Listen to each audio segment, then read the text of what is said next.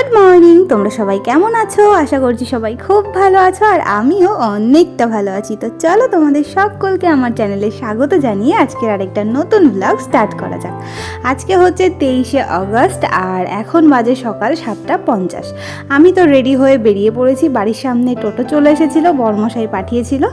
আর আমি আর রিমা যেহেতু একটু বেরোবো, তাই জন্য সকাল সকাল দেখতেই পেলে রান্নাঘর থেকে ভিডিওটা স্টার্ট করেছিলাম। আমার আর রিমার জন্য একটু টিফিন করে নিলাম, রুটি তরকারি, কারণ বাড়ি থেকে না খেয়ে যাচ্ছি। আর বাড়িতে বাবা মা আর ইপসিতার জন্য একটু সেদ্ধ ভাত করে রেখে গেলাম, আর বেশি কিছু করা গেল না, মা এসে পরে রান্না করেই নেবে।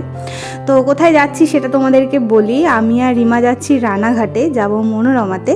তো এই করে করেই এখন দিনগুলো কাটছে আমাদের, মানে এদিক ওদিক সেদিক ছোটাছুটি করতে হচ্ছে। আর বেশ কয়েকদিন হলো আমি ভিডিও কিছু আপলোড করতে পারিনি। ভিডিও অনেক করা রয়েছে, তবে এত যেহেতু জার্নি হয়ে যাচ্ছে, আজকে যেমন দেখতে পাচ্ছ যে যাচ্ছি আমি আর রিমা রানাঘাটে, এরপরেও আরও ভিডিও আছে। আজকে রিপোর্ট করাতে যাচ্ছি, এরপর রিপোর্টগুলো ডক্টরকে দেখাতে যাব, এই সেই করে প্রায় দিনই বাড়ি থেকে বেরোনো হচ্ছে। ওই জন্য এত টায়ার্ড হয়ে যাচ্ছি। আর এখন না বাড়ি থেকে একটুখানি বেরোলেই ভীষণ কষ্ট হয়ে যায়। বাড়িতে এসে আর কোনো এনার্জিই থাকে না যে আমি ভিডিও এডিট করব, আপলোড করব, ভয়েস ওভার করব। সেই কারণেই আমার ভিডিও পোস্ট করা হচ্ছে না আর কি। তবে আজকে ভাবলাম যে অনেক দিন তো হয়েই গেল, ভিডিওটা আপলোড করা দরকার। তো যাই হোক, এই যে দেখো আমি আর রিমা স্টেশনে চলে এসেছিলাম, এসে খানিকক্ষণ বসলাম। আর তারপর এখন আমরা ট্রেনেও উঠে পড়েছি, যাচ্ছি রানাঘাটের দিকে।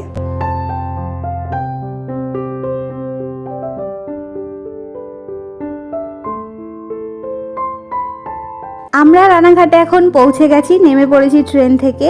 আর এখানেই একজন দাদার আসার কথা ছিল ব্লাড নেওয়ার জন্য, আর আমাকে বাড়ি থেকে খালি পেটে আসতে বলেছিল। অন্য দিন না খিদে পায় না সকালবেলাতে, ঘুম থেকে উঠি মা কত বকাবকি করে খাওয়ার জন্য, তারপরে গিয়ে খাই।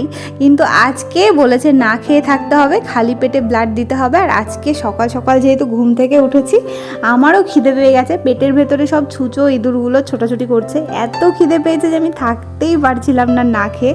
তো যাই হোক, এখন এই যে চলে এসেছি রানাঘাটে। আর এই দাদাটাও আগেই আমাদের পৌঁছে গেছিলো, এসে ওয়েট করছিল।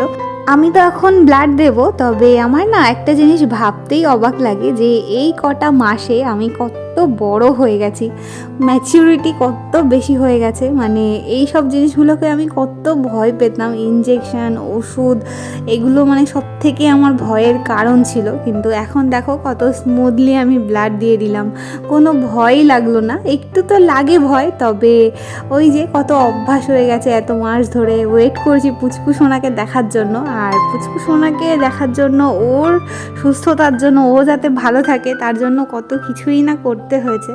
তো এতদিন শুধু শুনেই এসেছি যে মা হওয়া মুখের কথা নয়, মা হতে গেলে অনেক কিছু স্যাক্রিফাইস করতে হয়, অনেক কিছু সহ্য করতে হয়, অনেক নতুন নতুন অভিজ্ঞতা হয়। তো সেগুলোই এখন আমার হচ্ছে, মানে সেই সময়টার মধ্যে দিয়েই যাচ্ছি। আর জাস্ট কয়েকদিনের অপেক্ষা, কিন্তু এই এতগুলো মাসে সত্যিই বোধহয় আমি অনেকটা ম্যাচিওর হয়ে গেছি, অনেকটা বড় হয়ে গেছি। এখন থেকেই কেমন একটা মা ফিলিংস আছে ভেতরে ব্যাপারটা। আর পুচকু সোনা আসলে তখন তো হয়তোবা আরও বেশি এই ব্যাপারটা হয়ে যাবে। তো কেমন একটা অবাক লাগে যে মানে কতটা চেঞ্জ হয়ে যেতে পারে মানুষ, আমি নিজেকে দেখেই সেটা বুঝতে পারি আর কি। তো যাই হোক, ব্লাড দিয়ে এখন আমরা চলে এসেছি মনোরমাতে। তবে এখানে এসে দেখছি যে আজকে প্রচুর ভিড়, মানে অন্যদিন আসি এসে ফাঁকা ফাঁকাই থাকে, তবে আজকে আমাদের আসতেও একটু লেট হয়েছে। আর এখানে এসেও দেখছি প্রচণ্ড ভিড়। এখানে তবুও বা একটা দুটো চেয়ার ফাঁকা ছিল, ভেতরে কোনো বসার জায়গাই নেই। তো আগেই এসে ভাবলাম যে খেয়ে নিই, কারণ আর না খেয়ে থাকতেই পারছিলাম না। তো রিমা গিয়ে হাত ধুয়ে এসেছে, ওই এখন আমাকে খাইয়ে দেবে, নিজেও খাবে। তো যে রুটি তরকারিটা নিয়ে গেছিলাম সেটাই এখন দুজনে মিলে বসে বসে খাচ্ছিলাম। রিমাকে বলেছিলাম বাড়ি থেকে কিছু খেয়ে আসার জন্য, তবে আমি যেহেতু না খেয়ে এসেছি তাই জন্য ও কিছু খাইনি, ও আমার সঙ্গে না খেয়েই চলে এসেছে। তাই এসে আর লেট করলাম না, আগে আমার খালি পেটের ওষুধগুলো খেয়ে তারপরে দুজনে মিলে রুটিটা খেয়ে নিলাম। আর তারপরে অনেকটা সময় আমরা কাটিয়ে ফেলেছি, এখন বেজে গেছে প্রায় 1টা। আর এতক্ষণ বসে থাকার পর ফাইনালি এখন আমাকে ডাকলো ভেতরে। তো রিপোর্টটা করিয়ে আমরা এখন বেরিয়ে পড়েছি ট্রেন ধরবো বলে, তবে জানি না এই ট্রেনটা পাবো কি না। খারাপ লাগে না এরকম, আগে চলে গেলে খারাপ লাগে না। আমরাও স্টেশনে এলাম আর ট্রেন চলে যাচ্ছে। আর আর কি বলবো, টাটা। না নিয়েই চলে যাচ্ছে আমাদের, আর কি বলবো। 1 মিনিট আগে চলে গেলে এত খারাপ লাগতো না। আমরাও আসলাম আর ট্রেনও চলে গেল। এইদিকে হলে তাও হয়, ব্রিজ পার করতে হবে। থাক, মন খারাপ করে লাভ নেই। টাটা। ট্রেনটা তো চোখের সামনে দিয়ে বেরিয়ে গেল। অন্য সময় হলে ট্রেনটা ঠিক পেয়েই যেতাম ছুটে ছুটে, তবে এখন তো আর সেটা সম্ভব নয়, তাই না? ট্রেন ধরাটা আমার জন্য বেশি ইম্পর্টেন্ট নয়। না হয় একটা ট্রেন লেটেই গেলাম। তো যাই হোক, মনটা একটু খারাপ ছিল, সেই খারাপ মনকে ভালো করার জন্য চলে এসেছি আমরা ফুচকার দোকানে। তবে এটা একটু ভুলই বললাম, মানে ফুচকা যে আমরা খাবো সেটা অনেক দিন আগে থেকেই প্ল্যানিং করে রেখেছিলাম, যে যেদিন রিপোর্ট করাতে যাব সেদিন আমি আর রিমা দুজনে মিলে ফুচকা খাবো। অনেক দিন থেকেই আমাদের প্ল্যানিং এটা। তো এসে একটু বসলাম, আগে রেস্ট নিলাম, তারপরে কাকুকে অর্ডার দিয়ে দিলাম একটা দই ফুচকার। তো কাকু এদিকে দেখো কত সুন্দর করে যত্ন করে টেস্টি টেস্টি দই ফুচকাটা আমাদেরকে বানিয়ে দিয়েছে। তো আগের দিন 2 প্লেট নিয়েছিলাম, তবে 2 প্লেট নিয়ে না দুজনে মিলে খেতে পারছিলাম না, মানে এতটা খারাপ লাগছিল, গা গোলাচ্ছিল। ওই জন্য আজকে 1 প্লেট নিয়েছি, দুজনে শেয়ার করে খাবো। আর এখন যদিও এইসব উল্টোপাল্টা খাবার খাওয়া অতটা উচিত নয়, আর আমি খাইও না। আজকে অনেক দিন পরে আবার ফুচকা খাচ্ছি, সেই কবে খেয়েছি, বেশ অনেক দিন হয়ে গেছে খেয়েছি। তো ওই জন্য ভাবলাম এই 2-3টে ফুচকা খেলে কোনো সমস্যা নেই। তবে দই ফুচকা খাওয়ার পর মনটা ভরছিল না, তাই আবার 10 টাকার জল ফুচকাও খেয়ে নিলাম আমি আর রিমা মিলে। আর এখন আবার এই যে ব্রিজে উঠছি, যাচ্ছি আমাদের ডেস্টিনেশন 4 নম্বর প্ল্যাটফর্মে, কারণ ওখান থেকেই সাধারণত আমাদের বনগা লোকালগুলো ছাড়ে। তো ওখানে এখন যাব, গিয়ে দেখি ট্রেন আসুক, ট্রেনে গিয়ে একটু বসবো। কারণ এখন না এই ব্রিজ ট্রিজগুলো পার করতে ভীষণই কষ্ট হয়ে যায়, মানে শরীরটাও একটু খারাপ, তার সাথে এত গরম পড়েছে, সেই সকালবেলা বেরিয়েছি, প্রচণ্ড জার্নি, এই করে করে ভীষণ কষ্ট হয়ে যায়। আর ব্রিজে উঠলে তো আরোই বেশি কষ্ট হয়ে যায়। তো যাই হোক, এই যে আমরা চলে এসেছি 4 নম্বর প্ল্যাটফর্মে। তবে এসে দেখলাম এখনও ট্রেন আসেনি, একটু ওয়েট করলাম, তারপরে ট্রেন এলো আর আমরা দুজন ট্রেনের মধ্যে উঠে পড়েছি। আর উঠে একটা দিলখুশ নিয়ে নিয়েছি, কারণ আমি এই জিনিসটা খেতে খুব পছন্দ করি। আর এটা পুরো গরম ছিল, তো গরম গরম দিলখুশ খেয়ে আমরা পৌঁছে গেছি প্রায় এই যে বাড়ির কাছে। মাঝে আর কোনো ভিডিওই করিনি আমি, কারণ ওই যে বললাম না শরীরটা খারাপ লাগছিল, তাই আর কিছু ভিডিও করা হয়নি। এখন বাড়ির সামনে চলে এসেছি।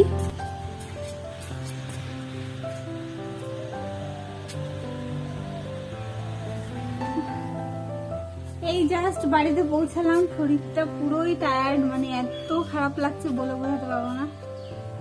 মনে হচ্ছে শরীরে কিচ্ছু নেই এরকম লাগছে। সকালে একবার স্নান করে গেছি, একবার স্নান করবো, ফ্রেশ হবো, তারপর তোমার সাথে কথা হচ্ছে। তোমার ভিডিওটা দেখতে থাকো, এখন আর মানে কথা বলার মতো এনার্জি নেই। তো চলো ভিডিওটা দেখতে থাকো। Good morning. এটা হচ্ছে পরের দিন সকালবেলা। গতকালকে দেখেছো যে বাড়িতে ছিলাম না, রানাঘাট গেছিলাম, আর ওখান থেকে এসে ভেবেছিলাম পরে হয়তো কিছু ভিডিও করব, কিন্তু আর শরীরটা দিল না সাথ, ওই জন্য আর কোনো ভিডিওই করা হয়নি। একদম খেয়ে দিয়ে রেস্ট নিয়েছি, শুয়ে পড়েছি, ঘুমিয়েও পড়েছিলাম। আর এটা হচ্ছে সকালবেলা ঘুম থেকে উঠেছি, উঠে একটু ছাতু গুলে নিচ্ছি, কারণ আজকে ভাবলাম সকালবেলায় ছাতুই খাই। তো উঠে সকালের ওষুধটা আগে খেয়ে নিয়েছি, তারপর ছাতুটা গুলে নিলাম, আর এখন ছাতুটা খাচ্ছি। তো আজকে শরীরটা একটু ভালো লাগছে যেহেতু রেস্ট নিয়েছি, তবে কালকে সত্যি আমি ভিডিও করার মতো অবস্থায় ছিলাম না। আর আজকে হচ্ছে শনিবার, আজকে বর্মশাইও বাড়িতে আসবে। তো সকাল সকাল ছাতুটা খেয়ে তারপরে আমি আর কিছু ভিডিও করিনি, কারণ বাড়িতে কেউ ছিল না, রিমা গেছিলো কলেজে, ইপসিতা গেছিলো স্কুলে। তো ওই জন্য একা একা আর কী করবো, ভালো লাগছিল না, শুয়েই ছিলাম। তোমরা দেখলে যে রিমা আমার জন্য পার্ক নিয়ে এসেছে, আর ইপসিতা নিয়ে এসেছে অনেকগুলো এরকম চকলেট। তো ইপসিতা গেছিল স্কুলে, রিমা গেছিল কলেজে, দুজনেই বাড়ি ফেরার সময় খাবার নিয়ে এসেছে আমার জন্য। এই যে দুজন বসে আছে, দুজনকে থ্যাংক ইউ। চলো এটা এখন খাবো। আর বাইরে আবার বৃষ্টি শুরু হয়েছে, সকাল থেকে রোদ্দুর ছিল কিন্তু এখন বৃষ্টি।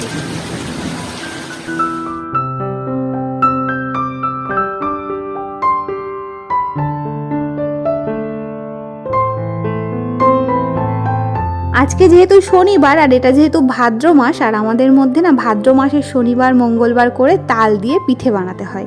তো আজকে মা সেটাই করবে, তার জন্য দুপুরবেলায় আমি তাল মেখে দিয়েছিলাম আর সেখান থেকেই একটু তাল নিয়ে মা এখানে তালের রুটি করেছে।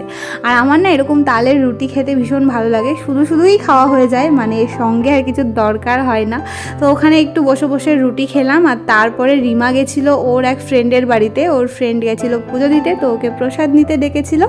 ও গিয়ে ঠাকুরের প্রসাদটা নিয়ে এসেছে আর আমরা সবাই এখন ঠাকুরের প্রসাদ খেলাম। আর তারপর চলে এসেছি বাইরে, এখন যাবো একটু দুধ আনতে। তবে বেরিয়ে দেখলাম বৃষ্টিটা কমেছে ঠিকই, কিন্তু আকাশটা এখনও পুরো মেঘলা হয়ে রয়েছে। আর আমরা দুজন যাচ্ছি এখন দুধ আনতে। এই যে রিমা কেটলি নিয়ে আর আমি টাকা নিয়ে রেডি। তো চলো দুধটা নিয়ে আসি, তারপর পরে আবার তোমার সাথে কথা হচ্ছে।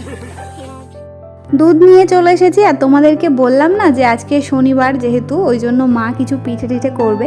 তো এই যে এটা হচ্ছে মেইন জিনিস, মানে শনিবার মঙ্গলবার করে এই কলা পাতার মধ্যে তাল দিয়ে এরকম করে মানে পুড়িয়ে পিঠেটা বানাতে হয়।